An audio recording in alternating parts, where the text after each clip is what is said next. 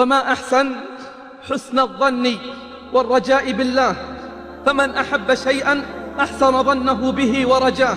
مرض إعرابي فقيل له: إنك تموت. قال: وأين يذهب بي؟ قالوا: إلى الله عز وجل. قال: فما أجمل الموت وما أجمل لقاء الله، إنه حسن الظن بالله. ومن أحب شيئا أحسن الظن به.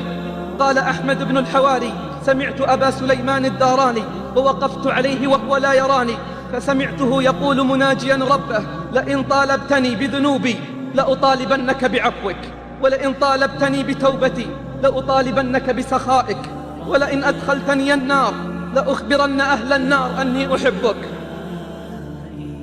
ولئن أدخلتني النار لأخبرن أهل النار أني أحبك. واسمع كلام العارفين بالله الراجين رحمته. قال أيوب السختياني: إن رحمة قسمها في دار الدنيا وأصابني منها الإسلام، إني لأرجو من 99 رحمة ما هو أكثر من ذلك. وقال بعض العباد: لما علمت أن ربي عز وجل هو الذي سيحاسبني زال عني حزني، لأنه الكريم الذي إذا حاسب عبده تفضل. يا الله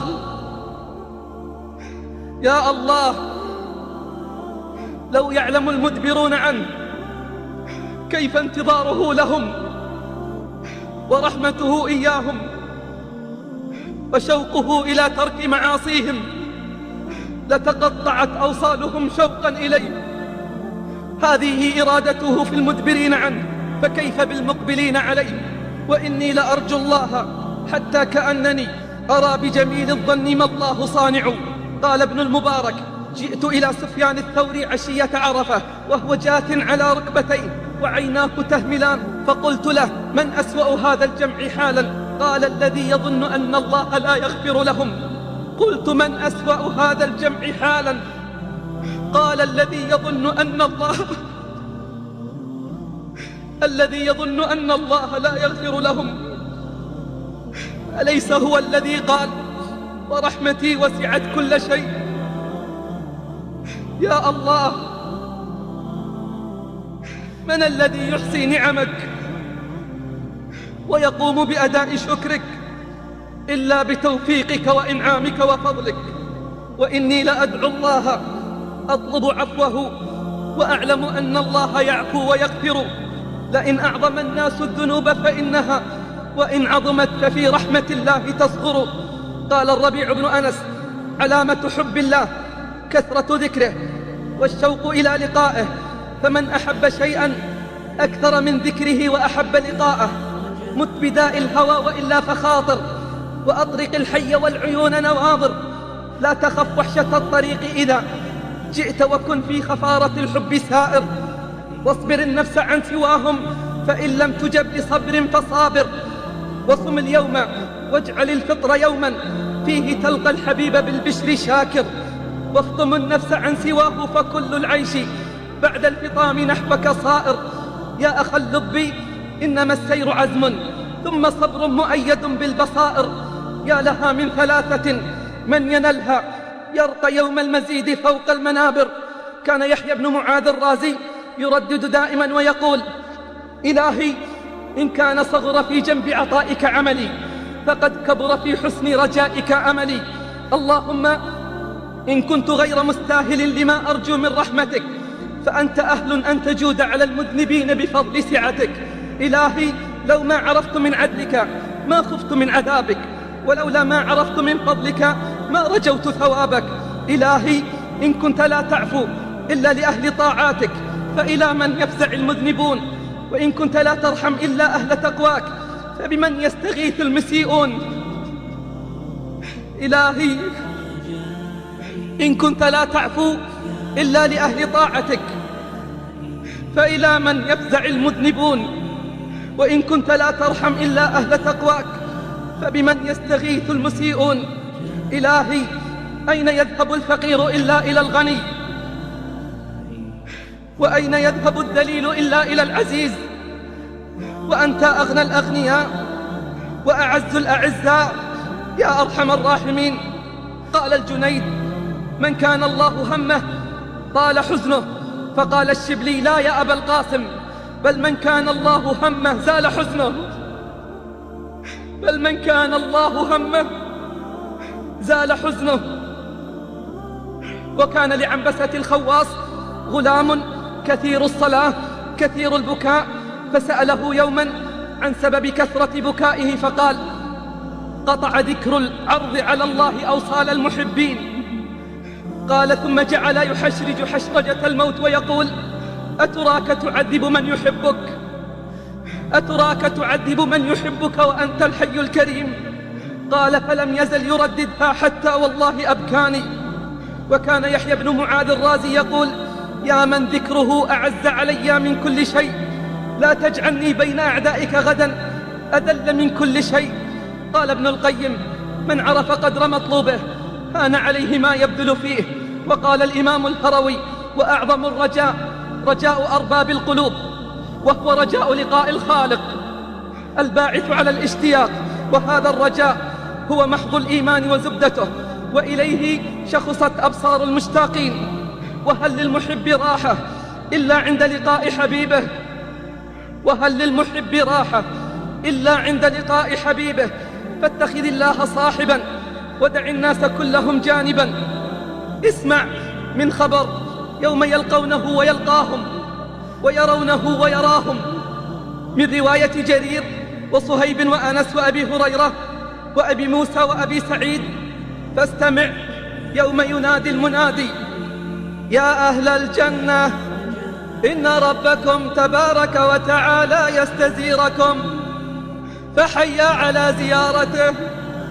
فيقولون سمعا وطاعة، وينهضون إلى الزيارة مبادرين، فإذا بالنجائب قد أعدت لهم، فيستوون على ظهورها مسرعين، حتى إذا انتهوا إلى الوادي الأفيح الذي جعل لهم موعدا، وجمعوا هناك فلم يغادر الداعي منهم أحدا. أمر الرب تبارك وتعالى بكرسيه فنصب هناك، ثم نصبت لهم منابر من نور، ومنابر من لؤلؤ، ومنابر من زبرجد، ومنابر من ذهب، ومنابر من فضة. وجلس أدناهم، وحاشاهم أن يكون فيهم دني، وجلس أدناهم على كثبان المسك، ما يرون أن أصحاب الكراسي فوقهم في العطايا. حتى إذا استقرت بهم مجالسهم واطمأنت بهم أماكنهم، نادى المنادي: يا أهل الجنة إن لكم عند الله موعدا يريد أن ينجزكموه. فيقولون: ما هو؟ ألم يبيض وجوهنا ويثقل موازيننا ويدخلنا الجنة ويزحزحنا عن النار؟ فبينما هم كذلك إذ سطع لهم نور أشرقت له الجنة، فبينما هم كذلك إذ سطع لهم نور أشرقت له الجنة، فرفعوا رؤوسهم فإذا الجبار جل جلاله، فإذا الجبار جل جلاله وتقدست أسماؤه قد أشرف عليهم من فوقهم. فإذا الجبار جل جلاله وتقدست أسماؤه قد أشرف عليهم من فوقهم، وقال: يا أهل الجنة سلام عليكم. فلا ترد هذه التحية بأحسن من قولهم: اللهم أنت السلام ومنك السلام، تباركت يا ذا الجلال والإكرام. فيتجلى لهم الرب تبارك وتعالى يضحك إليهم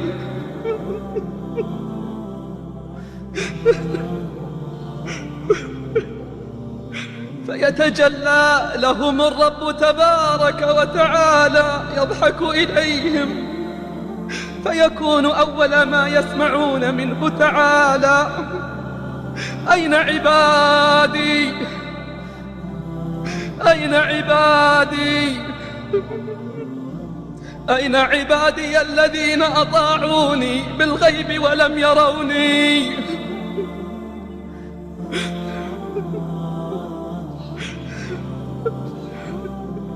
أين عبادي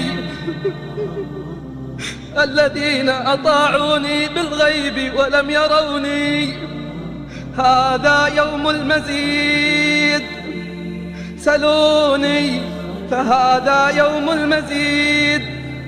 فيجتمعون على كلمة واحدة أن قد رضينا فارض عنا. فيقول لو لم أرض عنكم لم أسكنكم جنتي.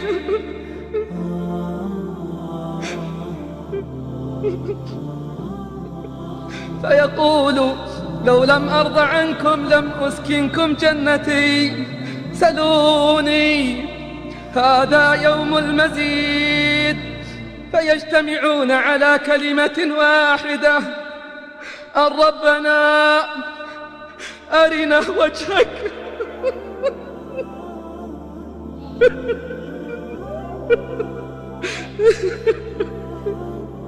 ربنا أرنا وجهك، أرنا وجهك ننظر إليه. فيكشف لهم الرب جل جلاله الحجب.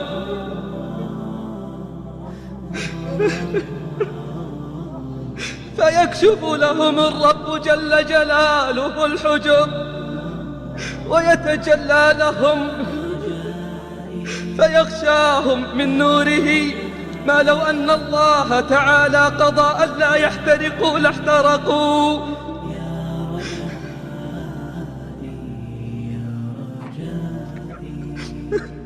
فلا يبقى في ذلك المجلس أحد إلا حاضره ربه تعالى محاضرة، وناظره ربه مناظرة، حتى أنه يقول يا فلان أتذكر يوم فعلت كذا وكذا، يذكره ببعض غدراته في الدنيا، فيقول يا رب ألم تغفر لي؟ فيقول يا رب ألم تغفر لي؟ فيقول لو لم أغفر لك لما بلغت منزلتك هذه. فيا لذة الأسماع بتلك المحاضرة، ويا لذة الأنظار بتلك المناظرة، ويا قرة عيون المحبين في الدار الآخرة، ويا ذلة الراجعين بالصفقة الخاسرة. وجوه يومئذ ناظرة إلى ربها ناظرة.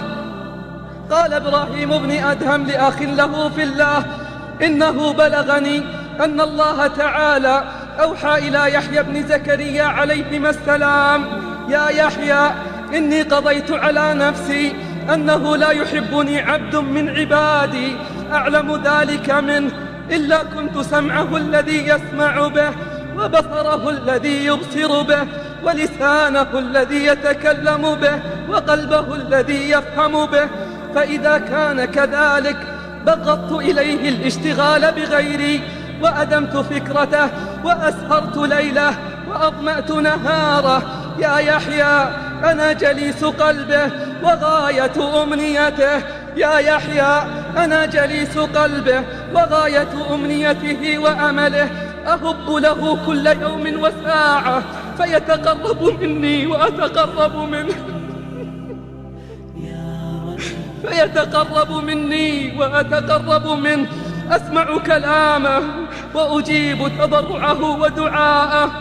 فوعزتي وجلالي لأبعثنه مبعثا يغبطه به النبيون والمرسلون، ثم آمر مناديا ينادي هذا فلان ابن فلان ولي الله وصفيه وخيرته من خلقه، دعاه إلى زيارته ليشفي صدره من النظر إلى وجهه الكريم. فإذا جاءني رفعت الحجاب فيما بيني وبينه، فإذا جاءني رفعت الحجاب فيما بيني وبينه، فنظر إلي كيف شاء، وأقول له: أبشر، فعزتي وجلالي لأشفين صدرك من النظر إلي.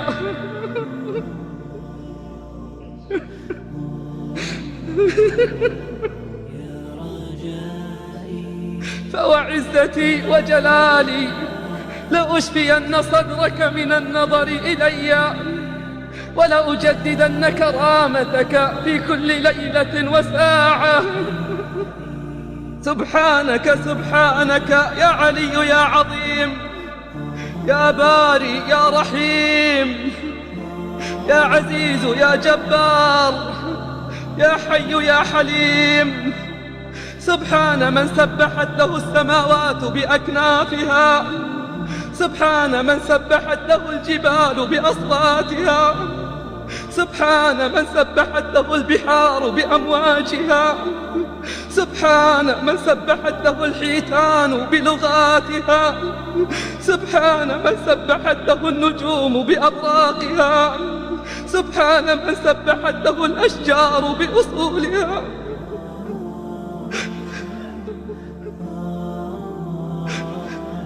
سبحان من يسبح الرعد بحمده والملائكة من خيفته، ويرسل الصواعق فيصيب بها من يشاء، وهم يجادلون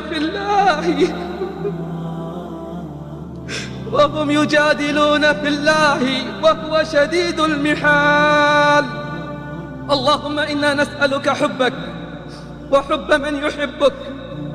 اللهم اجعل حبك أحب إلينا من الماء البارد على الظمأ. اللهم حبب إلينا الإيمان، زينه في قلوبنا، كره إلينا الكفر والفسوق والعصيان، اجعلنا يا ربنا من الراشدين. اللهم إنا نسألك خشيتك في الغيب والشهادة، وقول الحق في الرضا والغضب، ونسألك القصد في الفقر والغنى، ونسألك اللهم لذة النظر إلى وجهك، نسألك اللهم لذة النظر إلى وجهك والشوق إلى لقائك في غير ضراء مضرة ولا فتنة مضلة. اللهم زينا بزينة الإيمان، اللهم زينا بزينة الإيمان، اللهم زينا بزينة الإيمان، واجعلنا هداة مهتدين يا رب العالمين.